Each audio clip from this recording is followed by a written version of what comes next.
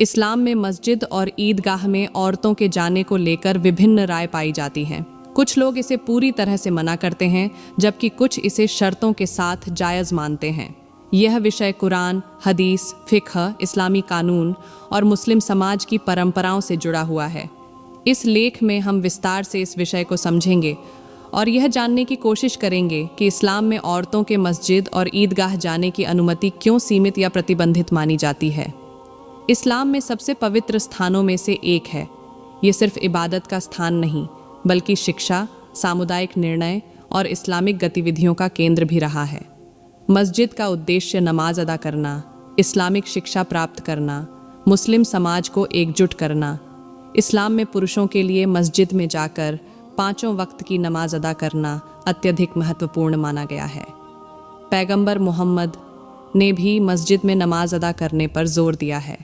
कुरान और हदीस में औरतों के मस्जिद जाने की कोई स्पष्ट मनाही नहीं की गई है, बल्कि हदीसों में संकेत मिलता है कि पैगंबर मोहम्मद के समय में महिलाएं मस्जिद जाया करती थीं।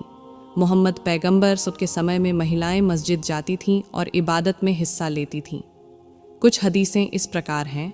हदीस अबू हुरैरा से रिवायत है कि रसूलुल्लाह ने फरमाया, अपने औरतों को मस्जिद जाने से मत रोको। हदीस उम्मे अतिया कहती हैं, हमें औरतों को ईदगाह जाने का हुक्म दिया जाता था, यहाँ तक कि मासिक धर्म वाली औरतें भी जाती थीं। यह हदीस दर्शाती है कि पैगंबर के समय में औरतों को मस्जिद और ईदगाह जाने की अनुमति थी। मस्जिद में औरतों के जाने पर बाद में पाबंदी क्यों लगी? फितना, गुनाह और बेपरवाही का डर। इस्लामिक विद्वानों ने बाद में औरतों के मस्जिद जाने पर रोक लगाने की कुछ वजहें बताईं।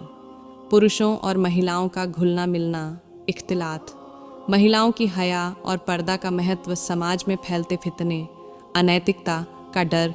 दूसरी पीढ़ी के विद्वानों की राय, जब इस्लाम का विस्तार हुआ और समाज में अनैतिकता बढ़ने लगी तो कुछ विद्वानों ने औरतों के मस्जिद जाने को अनुचित मानना शुरू कर दिया। इमाम अबू हनीफा रहा, उनके अनुसार आज के दौर में महिलाओं के मस्जिद जाने में फितने, गुनाह और गलत निगाह का खतरा बढ़ गया है, इसलिए उन्हें घर में इबादत करनी चाहिए। इमाम मालिक रहा, उन्होंने भी इसी कारण से महिलाओं के मस्जिद जाने को पसंद नहीं किया। इमाम शाफई रहे और इमाम अहमद रहमने के अनुसार अगर कोई महिला पूरी हया और पर्दे के साथ मस्जिद जाती है तो यह जायज़ हो सकता है। हदीस के अनुसार रसूलुल्लाह ने फरमाया, औरत के लिए सबसे अच्छी नमाज वह है जो वह अपने घर में पढ़े। इससे यह स्पष्ट होता है कि महिलाओं के लिए घर में इबादत करना अधिक बेहतर माना गया है।